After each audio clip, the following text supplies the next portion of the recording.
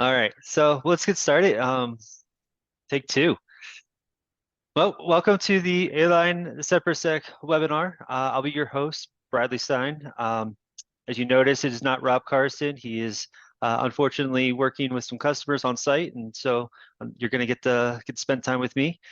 With us, we've got Blaze. Thank you, Blaze, for joining, and I'm excited to have a conversation about finding and preparing for an audit. Thank you, Brad. Super excited to be here. With Align, we love our partners, and SemperSec is one of our best partners. We've been working with you guys for a few years. Looking forward for a great conversation here. Absolutely.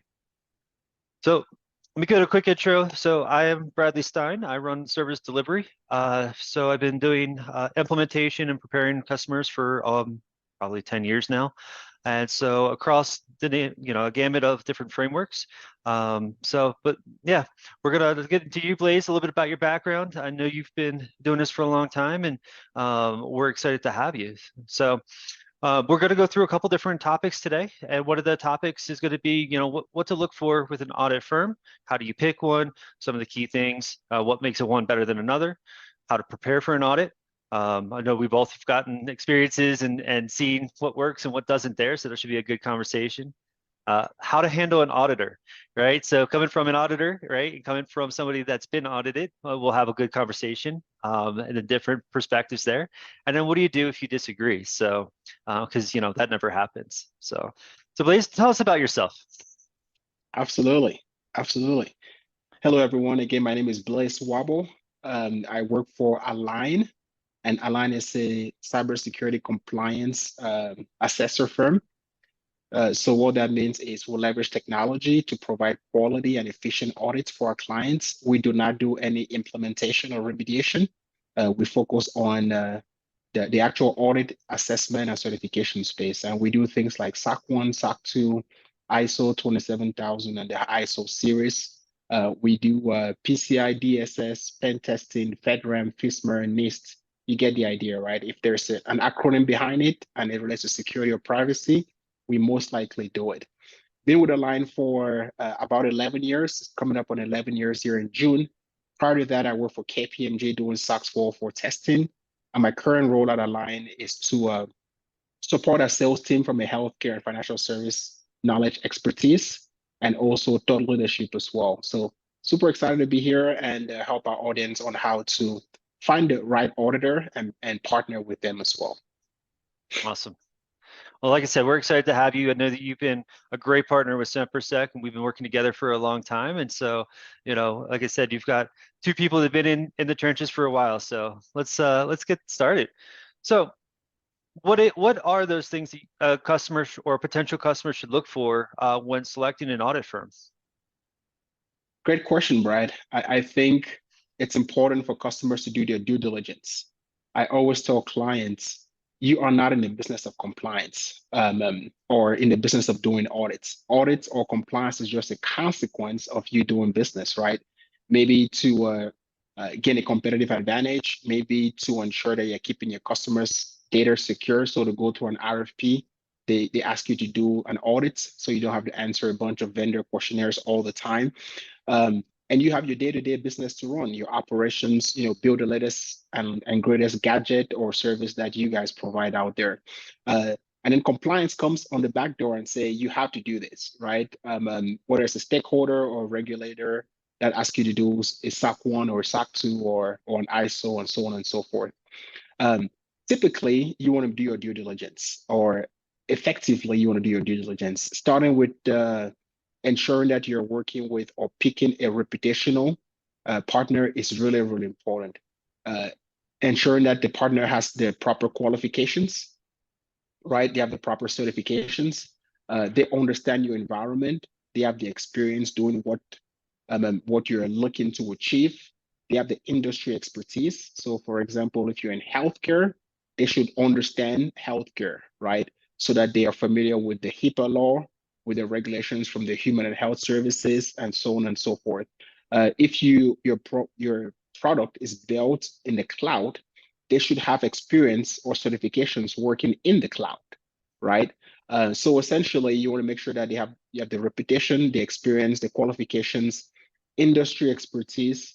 Another good one that I typically like to share with customers is make sure that as you pick your auditor, they have a proper audit approach and methodology. Okay, that they do a thorough planning process to understand your control environment, the way they actually provide your resources and schedule the resources on your project. Because a lot of times you might work with smaller firms that do not have the proper resources or the resources available whenever you want it, or whenever you want your audit report. So making sure that the audit firm has a proper audit approach, the methodology, and the resource available, right? Do they have the technology? Are you going to be providing evidence through an Excel spreadsheet, or are you going to be using some sort of portal that the auditor has, or maybe a commercial portal like SharePoint? So you want to make sure that there's some technology to exchange, evidence and things like that during the process. Also, that they have a well-defined process. What is their testing methodology? What type of testing do they perform? Do they do some? How do they select samples? How, what is the process for collecting evidence and all those sort of things? And then the last thing, Brad, and I'll turn it over to you here, is making sure that the cost also aligns with your budget, right? Cost always matters. In most cases, you want to ensure that you're not picking the cheapest auditor, because sometimes that also comes at a price, right? That means the quality of your audits or your report might not be up to par. But make sure that the cost aligns with your value, with your budget, and that the auditor will still be able to do a quality work during that process. These days, everybody works remotely. So as part of that, you want to make sure that the auditor has maybe capabilities to be able to do the audit remotely, right? If there is a standard that requires travel, making sure that they have resources that can travel to you in a local standpoint. Let's say you're in California. Do they have a local resource that's in the West Coast, or are they going to fly somebody from the East Coast, right? Or vice versa, or even overseas, right? So some things to consider as well, and making sure that you have the proper references. You always want to make sure that you are talking to the customers, and maybe go on places like Glassdoor or LinkedIn and hear what even the employees of that company are saying about the company, about the leadership. Talk to some customers that are in the same space like you are, that could be references, and ensure that they have a good process as well. Cool. I like that. So you talked about overseas. Do you ever find that there's a benefit, or how do you handle international customers, right? So, are they looking for an international firm, or are they, a US based firm that can do international work? So I think it's a combination of both. Align, for example, we are a US based firm, but we have international operations. We have offices in Sofia, Bulgaria. We have resources in Ireland. We have offices in India. We have offices in Panama. So Panama, we can support Latin America and South America. Between Bulgaria, Ireland, and India, we can support the European, Middle Eastern, and Africa region. So from a resource standpoint, we have local resources that can facilitate the audits in those locations. And Brad, as you know, you guys have employees overseas as well. Time difference is a big deal, right? Exactly. You want to make sure that your resources can have calls with the client in reasonable times, where the client doesn't have to be working at 6 a.m. in the morning or 9 p.m. at night, right? Language barriers are another thing. You want to make sure that you have resources that can, speak English, which is the primary language used most places in the world. But if you have a client in France, maybe you have a resource that can speak French. If you have a client in Latin America, you have a resource that can speak Spanish, right? So I think those things are things that customers are typically looking for. Oh, absolutely. So we've got clients international around the world, and so being able to work with each of your different offices has been hugely beneficial, because we can get the local resources, and even going on site for certain physical assessments, right? Having a local resource and not having to travel somebody from the States over to Australia or wherever has been a huge benefit and a cost reduction for some of our clients as well. So Absolutely. can you talk about multi-frameworks, right? So, one of the things that I always tell our clients, right, is I'm always trying to figure out what is the 1 year, 3 year, 5 year plan, right? Because it'll start with a SOC 2, it might be it starts with an ISO, and then we start adding to, right? And so having an audit firm that can handle multiple frameworks maybe at the same time, how does A-Line handle that? Great question, Brad. And I think it goes back also to ensuring that the auditor understands your industry or your business, Mhm. right? One thing that we do differently at Align is we do periodic business reviews, whether it's monthly, quarterly, or biannually, depending on the customer. We want to make sure that we understand their business. We understand what services are they thinking to deploy in the future. What markets are they looking into penetrating, right? Mhm. Based on those things, now we can tell them if you're going into the EU region, especially in the UK, you want to consider Cyber Essentials Plus, because that's how they do business there, right? They require that. If you're going to Germany and you want to sell to the automobile industry, you want to be thinking about TSAX, right? Yep. If you're developing AI and you're anywhere in the world, you might be thinking about ISO 42001, right? One of the benefits of having a single provider from an audit standpoint that can provide all of the services or have a partner that they can bring in seamlessly in the audit approach, consolidate your audit so the customer is not feeling audit fatigue, right? Because one of the biggest pain point of customers is audit fatigue. And audit fatigue is a real thing. A lot of customers, once they start hiring more and more compliance resources internally, the costs add up pretty quickly, right? So one of the things I mentioned earlier with Align is we do quality audits in an efficient manner. The efficiency there is gained if you can align your customers' audit around the same time, typically within a 90-day window, and you have resources that can provide a variety of those audits as well. So you can do an audit once, report many approach, right? So essentially what that means is the customer feels like they're doing one audit, but they're getting multiple reports at the end. So I think that's super important during the vetting process for any customer. Absolutely, and I recommend that to any customer is don't try to stagger your audits, one each quarter or anything like that, because it turns into a cycle of always preparing for an audit, right? Yeah. If you stack them up where you can go through collect all your evidence one time, right, and then have those conversations. One of the things that I appreciate is the fact that I'll have the SOC auditor with the ISO auditor because they're looking at two different things and they talk a little bit different language, right? Yes. One set of evidence that we're going through change management, but I only have to go through change management once, right? They're both asking questions, getting the information they need, and it provides a lot of efficiencies. So that's definitely something that, as you're looking at it, find a provider that can that can handle multiple frameworks and do it at the same time. So absolutely. So Absolutely. one of the things that, I get asked a lot is when should a customer find their audit firm, right? Do they do it when they're just thinking about what are they doing? Hey, we have this idea of getting certified, or once they're prepared? Like, what does that timeline look like for an easy transition? Good. I think it's important to start those conversations early on. And even before finding your audit firm, Brad, I think you and I would agree, find an audit preparation partner, right? Mhm. A consulting firm like you guys, Sempersec, that does this as a business model day in and day out. You guys get clients ready. And the reason why I say that is defining the scope and the objective of an audit is critically important. Yep. I'm sure you've seen this, Brad, where customers will overscope an Yep. ISO project or a SOC 2, right? They're trying, for ISO specifically, headcounts matter, right? On Yep. the scope of the audit and the depth of the testing.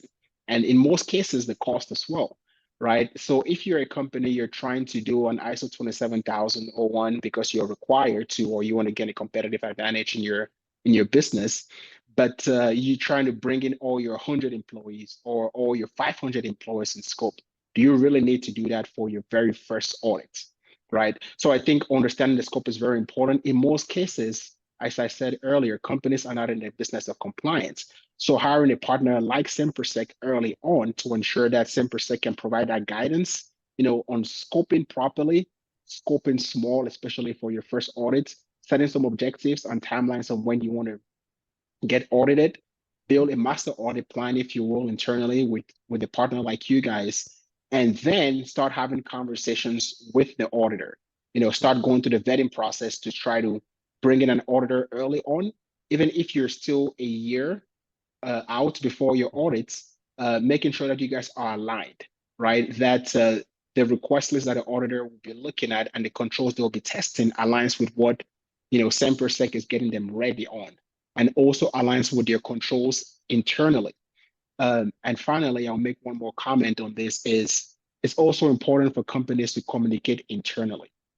I cannot tell you how many times maybe, you know, the chief revenue officer, for example, for a sales deal, they get an RFP where they need to be, let's stay on the ISO example, ISO 27000 compliant or certified.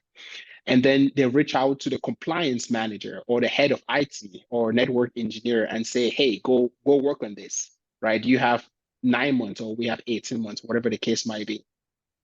Then the engineer now is scratching their head and like, where do I start? Now, Yep. they reach out to a great company like SemperSec that can guide them through that process. Now, you know, they try to start talking with auditors and schedule things. But guess what? Internally, those that are taking care of things like change management, those that are taking care of HR and controls, they're not aware that a company is going through an audit. Neither do they know that they will play a part in the audits. Now, at the ninth hour, when the auditor sends a request list and the person responsible for compliance in this case starts reading the controls, they're like, "Oops, this is for HR." They send an email to HR, and HR is like, "What the heck is going on?" They have no idea that they were part of an audit. So my point is internal communication is critically important within all departments. Talk to the subject matter experts, explain to them what the company is trying to achieve, why they're trying to achieve it so that they buy into the vision, and then they can be on board with the timelines and the expectations as well. That's so true. You know, there's many times that my team, I feel like we're just a communicator, right? We're just trying to get the information out and disseminate it and let people know, hey, this is coming, you know, through the process from the very start, you know, getting the other executives or other stakeholders involved, right? A lot of times when you hear about these audits, it's coming security or IT is making us do these things, when in fact sales is the one that's created the requirement, right? Yes. So find me an IT person that says, you know what, let's go through an audit. Not going to happen, right? So it's one of those Exactly. things that, you know, being able to communicate and get people ready, you know, and then the other part is at that ninth hour, right? Making sure that there's the prioritization of the audit, right? So there are times when, you know, maybe it's a bad time to do an audit. So for example, I've had to shift the audits because we knew that they were moving from on-prem to Azure. And it was like right within that month window of when we were going to do an audit. And so, you know, do we do an audit before or do we do an audit after? What are those implications? Stuff like that. So understanding what the business is doing and where they're going and some of those strategic projects, you know, that can sink an audit really quick if you're not going to be able to get the evidence or the evidence isn't going to be accurate because of a bunch of changes. So, you know, and getting together in that conversation is important, you know. And the other thing that I'll add to that is when you align yourself with a partner who has a partner like A-Line, right? We go through probably over 30 audits a year together, right? So I know how A-Line works and that methodology that you were talking about earlier. So what we can do is we can almost execute quicker, right? I know what this is going to look like. I know how we need to get there. And for us, right, your sales team and your requirement is we need to get certified by X date. Cool. We can work backwards. We can work together and make that happen. So having you know, a partner that can work with the audit firm, understands how the audit firm works and understands the timelines, right, creates efficiencies so that you can achieve those goals and hit those times as expected. So 100%. Awesome. So Absolutely. let's talk about sort of that prep, right? So what have you seen works for an organization to prep? You know, does it matter the type of framework? So for example, if we're like you said, life science, right? Healthcare, you know, if we're talking HIPAA, high trust, or ISO, you know, is there a difference in prep? Is it look the same? You know, what works for a customer? Yeah, I think the examples that you gave, especially high trust, or if somebody's doing like FedRAMP, Yep. those two types of assessment certifications are incredibly difficult and time consuming and very in-depth in comparison like to your SOC 2 or your ISO. So that the time in preparation will be greatly different, Yep. quite honestly. Um, from a methodology standpoint and the steps in order to get ready, I think it's quite similar across the board. Like I mentioned, first step is to reach out to a partner like Sempersec, making sure that they can guide you through the scoping process, defining your objectives. Then, like I also talked about, communicate internally with your internal departments and stakeholders, those that will be subject matter experts and involved during the audit, so that they are aware, they can get ready, right? Then another thing is familiarize yourself with the audit requirements or the controls. And Brad, this is where you guys excel, right? You guys understand the different standards, Yep. right? You guys understand ISO, you understand SOC 2, you understand FISMA and NIST and so on and so forth.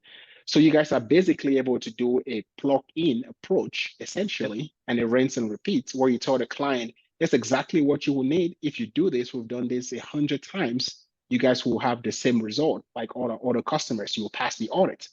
And because we work together as partners, you guys also know the request list that we're looking for, the risk that we're trying to mitigate as we're testing a particular control. So I think from the customer familiarizing themselves, ensuring that they have the controls in place to do that. And you guys provide them guidance, right, on how they can organize their documentation, or you guys can even do that on their behalf. You guys can help them identify their gaps, remediate those gaps as they understand the control requirements as well. In a lot of cases, that takes time and resources, Yep. right? Let's say, for example, they may have to go implement a SIM tool, or they have to monitor their controls or their logs on a daily basis. That requires resources, right? Um, then it's important as you start working with an audit partner internally and a readiness partner like you guys, that you build a comprehensive audit plan. You want to make sure that you are working backwards, like you said. What is the date you're trying to get certified or get a report to your customer's hand? Then work backwards with that. And also always leave in some caution time, I like to call it, right? Yep. If you have to get a report in 9 months, don't make your plan to be right at the ninth hour of the ninth month, right? You want to Yep. make sure you're baking in maybe a month or a couple weeks at least of leeway time, because there will always be uncertainties. There are Mhm. things that will happen where you have to go back and provide additional evidence to the auditor, or let's say the QA time for the auditor might take a little longer. The testing might take a little longer. Things happen, right? Yep. So having that buffer time within your audit plan is critically important. Then the last thing I'll mention, and I'll turn it back to you, is implement some controls internally to monitor your controls for continuous improvement, even before you go into the audits, and make sure that you have an approved budget. Budget is really important. Make sure that you're talking with your CFO, you're getting the buy-in from your board of directors to ensure that for this particular project, you want to have the proper cost allocated across the board. And this is another place where Sempersec does a really good job, because you guys understand the market. You guys have been practitioners in the industry or at consulting firms in your previous roles. So you guys understand that there will be the cost internally for resources. You guys understand the average time it takes for a compliance manager or a security analyst to put during the audit. I'm sure you guys have done some math that shows the average salary of these people Yep. based on the time required for the audit. You guys understand your cost, you understand the auditor's cost, you understand in some cases the cost for the actual standard. For Mhm. example, with high trust, you have to pay high trust for the MyCSF portal, right? Um, Yep. um, with FedRAMP, there's an extra cost to get actually on the marketplace, right? So you guys understand all that, and you're able to communicate that to the customer or the company that's trying to get ready so that they can budget for it. One of the things that customers hate is at every time in the process, they have a surprise expense, right? Right. Nobody likes surprises. So No, I agree on that one. So I'm gonna go back and touch on something that I think is super important. So, one of the reasons why I think you see that Sempersec does a good job with prepping our customers is when we do our internal audits, um, I look at it as a learning experience, right? So not only are we assessing the controls and going through the process appropriately, however, we're also teaching our customers what does certain phrases mean, right? So when an auditor asks key custodian agreements, what does that mean? Right? Nobody knows what that means. So being able to interpret and explaining what this question is really trying to get to or how to answer the question. You know, it's not just you have this in place, you don't have this in place. I understand your evidence, but we also work with our customers to make sure that they can explain it. They understand the requirement. They understand why they're doing it. And I think that's a big a shift. So that way, when you understand why you're doing something, it becomes part of your process, right? It's not just a thought of thing after the fact of like, what am I doing? Why am I doing this? This is dumb, right? This Yeah, is it's actually something that like, all right, I understand why we're doing this. Let's do it. I may not like it, but at least there's the so what, right? And so, you know, I think that it's an important thing to call out because, you know, I hear all the time, you know, from customers, you know, I want a hard audit, or, you know, sometimes we'll get done an audit and I'll hear that was an easy audit, right? And my goal every time is I want to hear that's an easy audit, right? And it's yeah, not because, you know, A-Line's going easy on us or they know what we're doing. No, it's because we've prepared and we have a good program. And if you have a good program, an audit should not be hard, right? It should not correct. feel stressful. Like it should be like, that's it, all right, let's go back to work, right? And so, you know, there are we got clients that, you know, they get it, right? And they're in and they're all in, and we get through the audit and it's like it's a breeze. It's super easy. You know what I mean? And they're like, and all that stress, all that worry. And I was like, we put into places, put in fundamental blocks, and we're executing. And as long as we're executing against it, this won't be a problem. You know what I mean? And so it's one of those that, you know, like I said, I find it interesting when I hear customers after the fact, you know, and the ones that are like just forcing it through, and you know, again, the communication, the reason, the return on you know, return on investment, right? Of like, I just need to get this done, just make this go away, right? Versus the ones who are like, hey, let's do some security, let's get credit for it, and all of a sudden we're starting to have a good conversation there. So, 100%. All right. Very good. No, I agree with your comments, Brad. And I think the reason why most of your customers and you like getting, you know, the feedback after an audit that the audit felt easy, Yep. it's not that it's truly easy. It's just that you guys have a well-defined process, right? It's just Yep. like an oil machine. Oh, So absolutely. rinse and repeat, and it appears to be easy, which is the outcome you want from your customers or the feedback you want from your customers. But it's because you guys have a well-defined process, and that's how, you know, this industry works from a compliance 100%. standpoint. Yeah, exactly, exactly. And it really doesn't matter like who the audit firm is, but at the end of the day, if you have a program that you're truly executing consistently, right? Mhm. And I don't mean executing a month, 2 months before the audit, and then maybe a month afterwards, and then you forget about it for the rest of the year, right? A consistent program throughout the year, right? All of a sudden, you don't have to go find evidence. You don't have to, you know, did we do this? Let's go follow up. Or, you know what I mean? Like and it helps with your continual improvement because at this point, if you're doing that, you know, if a process is falling down in the middle of the year, you have time to fix it. You're not under the gun, right? And then you can actually fix things in an appropriate way that makes sense. So, you know, it's just a mind shift, right? Of from a, like I said, a lot of times sales is making me do this to let's embrace it and let's make the business better, right? And when we make the business better, it makes it more efficient, and I think it's a win for everybody. So Absolutely. awesome. So let's talk about let's see. Let's talk about how we deal with auditors, right? So, you know, auditors come from all backgrounds, right? And so I can tell you that from my perspective, I can tell you what framework the auditor has come from or started from, right? Because most auditors, they'll learn a framework, right? And then they expand. But even when they expand, right, I'm still going to hear language from, you know, we're going to start talking about fraud in an ISO audit, right? And you know that that's a SOC 2 thing that are more focused on SOC 2 and stuff like that. So how do you recommend to deal with auditors, and what makes a good experience with an auditor? That's a great question, Brad. Really great question. And I think a lot of times some frustrations during the audit happen because of personality, unfortunately, right? We're at the end of Yep. the day, we're humans, right? So it's important that you have auditors that have some emotional intelligence. I think it's very important. There are some auditors that are very black or white. You know, they look at the the letter of the control without looking at the intent of the risk that the control is trying to mitigate. Yep. That's where I think, for lack of better terms, the emotional intelligence part kicks in, right? But I preface that by saying that to ensure that, to reinforce the fact that picking the right partner is really, really critical. And those are things that you should pay attention when you're interviewing for to hire an audit company. But some other things to consider is, from a communication standpoint with the auditor during the process, is I think it's good to have a point of contact at the company, right? And whether that's the compliance manager, the VP of engineering, or it could be a company like Sempersec, right? That plays that liaison between the auditor and the company. But having one point of contact is very important, because I'm sure, Brad, you've seen this oftentimes where an auditor needs something and they send an email directly to HR, right? Yep. And the person at HR has competing priorities and it falls through the crack.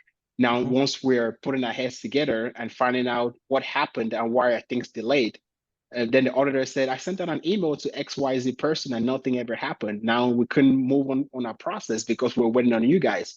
But nobody was being holding anyone accountable. So having a main point of contact, or think about it like a quarterback in football, right? That can kind of pivot every request and make sure that they're keeping track and holding people accountable. A project manager, for lack of better terms, in the context of our industry as well. Then Absolutely. also, yeah. I was gonna say one of the things that I do is, if you're using a portal like Ascend, right? I have a process for our team that, as you know, when you upload evidence, it puts it into progress, right? And then I've got that quarterback who's reviewing all that evidence before it gets submitted, right? But they're going in and they're bringing people into that portal and assigning tasks and doing all the different things to get people involved from the very start. I feel like when people try to start leveraging things outside of the system, and they have a spreadsheet that they're trying to double check with the spreadsheet, making sure things are consistent, right? And then they're keeping that information. Distribute that information, make it easier for everybody to see, because that will also get people, like I said, engaged.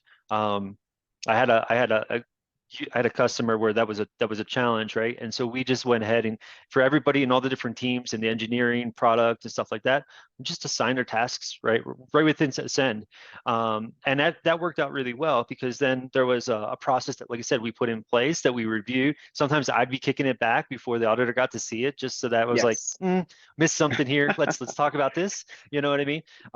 So you definitely need that quarterback, but you know what I mean? Don't hold that information or that audit status to yourself, right? Yeah. Get that out, get that communicated, because that's important to get everybody involved. Absolutely. No, I think that's very important, right? So having that project manager or quarterback, like we've been using, but also making sure that there are subject matter experts that are actually providing the evidence for what's been requested. And with the idea of using a centrally managed application for the audit is really, really important, right? As you mentioned, we at Align, we've developed a technology platform, an audit management platform called Ascend internally. And that's what we use for the evidence collection. In your analogy, if you create a request, now the project manager or the quarterback can go and assign the request to different subject matter experts internally, right? And they can track the progress of every evidence from their teammates, and they can check in on the people and or the teammates and say, hey, it's been a week, you haven't uploaded anything, or you haven't met your goal based on the deadline that is assigned in the portal. So having a centrally managed audit platform like Ascend helps that process very easy. It helps that quarterback at the company, or Sempersec, for example, if you guys are playing that role for the client, to be able to ensure that they keep every party accountable. Tracking this by email, like we used to do back at KPMG, this is 14 years ago. It's a nightmare, right? Or spreadsheet even. Spreadsheet becomes convoluted. Who has the most updated spreadsheet or version of the spreadsheet, right? Yep, I remember those Very, days. very, yeah, very, very difficult to manage. Another thing that's in the process, which Ascend, as we talked about, our audit management platform that we develop internally, does really a good job at. And whether you have that tool or any other tool you use, having the deadlines for every request is very important, right? Because in the audit context, you're typically requiring a population or a policy before you select samples, right? So there's some steps that need to happen before the auditor can select samples to do additional testing. If you don't have deadlines, now the customer can try to say, I did not provide policies, but I was working on this order evidence, without knowing that they wasted time and efficiency could have been gained if they were providing policies first, so the auditor have context of the environment. They address the population request first. For example, the list of all terminated hires in the last 12 months, the list of every ticket that was closed during the last quarter, whatever the population request is, because the auditor will need to provide or select more samples and ask additional information.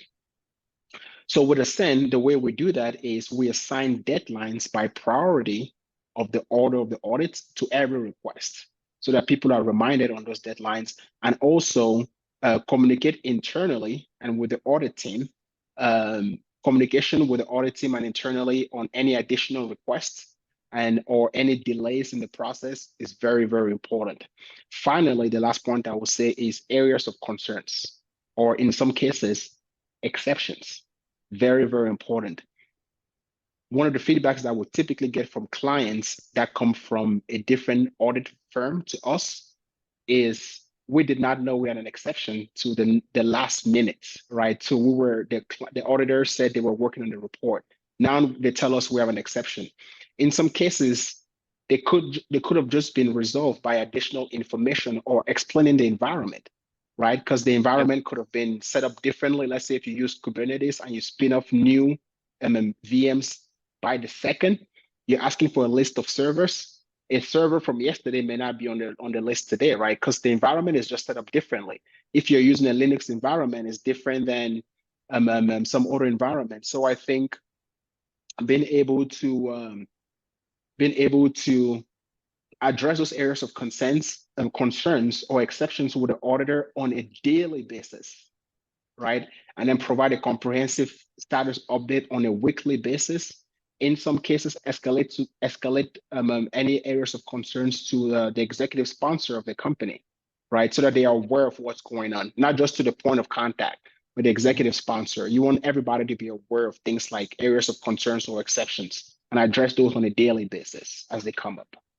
No, I think it's important, right? And that's going to drive us to the next conversation about, what if there's a disagreement, right? And I think that it's important that, I can almost recite your no surprise policy that I hear from your auditors all the time. But when you're in an audit, right, that gives the chance for everybody to know that, hey, there was an exception or an area of concern, right? And if there is a disagreement, right, it allows for the time and the capability to be able to address it right there during the audit. And I think that's important. So, from your perspective, how should an escalation happen? What does that look like? And what's the proper way, right? I've seen where, we'll have some customers who think they're right, and they get argumentative, right? And they have to prove their point, whether they're right or wrong, right? That's near here or there, but there's a right way to do that. And one of the things that we do is, I'll have my team handle the escalations, right? And so we'll escalate it and go. We have a process to do that, and it gets resolved within 24 hours. I think maybe 48 was the longest it ever took to get something resolved, which meant it got done during the audit itself. But from your perspective, what is the right process? How do you handle that type of thing? Great question, Brad. And I think it's important for our audience, especially companies that are going through audits, to understand that auditing is the language. Okay. I remember back of my days in accounting, my background is in accounting and computer information systems. The first time I took an auditing class, I was like, holy crap, I don't understand anything. This is a whole new, it's literally like learning a new language. It was one of my most difficult sections taking the CPA exam. Because it literally is a new language. Most people don't speak that language, right? So from a company standpoint or a customer standpoint, remember that it's a language. Sometimes the auditor may be saying something and you're hearing something different, and vice versa. Your environment, you live and breathe in your environment day in and day out. Sometimes the auditor might not be experienced enough to understand how your environment is set up. And instead of testing from a risk perspective, the auditor is testing from the letter of the control, which is not the right way to test. But being able to, earlier I mentioned the word emotional intelligence, being able to be on the same level with the auditor, make sure the auditor understands the risk of the control you're trying to test and your environment is critically important. Sometimes you have to be able to bring somebody from the business side. So let's say if you're a customer and you're the technical person, right? And being able to articulate is sometimes very difficult because it seems natural to you, it seems easy to you. Being able to bring somebody on the business side at your company to be able to break it down for the auditor to understand from a business risk perspective also could be very helpful, right? And then after you've tried that, making sure that you're testing, the auditor is testing any compensating control. Because in some instances, you may not have the evidence the auditor is asking for, but the auditor can test a compensating control to achieve the same results.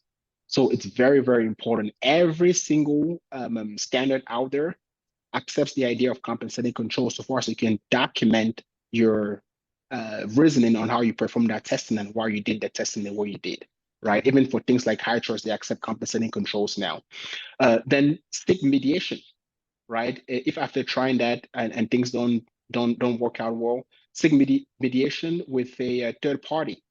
For example, like a governing body in the example of high trust, you want to have a three-way call with high trust, the auditor, and your company, right? Your organization. Or in the context of FedRAMP, for example, you want to be talking with the PM, with the auditor and your organization, right? So you can escalate to that level, um, making sure that you're also talking beyond the auditor, the audit manager, you're talking with the audit partner or the audit director so that they understand, what's at stake here. They can break down the consequences or a different approach to the auditor. And also internally, you want to bring this up to their project sponsor as soon as possible. You want to make sure that the sponsor on your side understands what's at risk and can have the conversations with the audit partner as soon as possible. Then the last thing, like you said earlier, Brad, learn from the experience, right? After this year, having a little bit of a fear moment, like I like to call it, on whether you have an exception on your report or not, what's going to happen, is it the end of the audit and we failed? And try to learn from that experience and with a continuous improvement mentality, see what you can do better. And make sure that the audit firm, if they have a new auditor next year, they're not going to bring up the same issue again, that they understood how it was resolved the year before. So learn from the experience. And again, it's both where the audit company and the organization themselves need to learn from the experience and make sure that they can move past that from a more similar standpoint going forward. That's perfect. That's great advice. So I know we've got 4 minutes left, and so I want to make sure that we get to a time to wrap this up. Is there anything you want to add to any of the topics that we've talked about? I know we've gone through a bunch of things, and I mean we've been talking for 40 minutes. I feel like we can go for another 40. So No, I think we've covered a lot of things. Technology is really important during the audits. I think people are frustrated whenever they have to use manual processes, especially with the context in which we live in today. Most audits are done remotely, right? So simple things like making sure the company you're working with has a web platform portal to actually have meetings like we have now, right? Making sure that if things are being escalated, you're pulling in your executive sponsor internally, you're pulling the audit partner. You guys have check-ins on a periodic basis, if needed, on a daily basis. But all those things are important. I think these are things that Sempersec does really well in being their liaison between the auditor and the client to facilitate all this process to ensure that nothing happens. I'll wrap up by saying you cannot do this alone. It's not possible. Right. If you are a one-man person and you're trying to run compliance, run your internal operations and do the audits annually, it's not easy. At some point, you need to bring in a partner like Sempersec to make the process easy for you. Oh, for sure. Awesome. Well, thank you all for your time today. And this has been a great conversation, and feel free to reach out if there's any additional questions or, just want to talk about, maybe some lessons learned or anything like that. So thank you all. Very good. Thanks, Brett.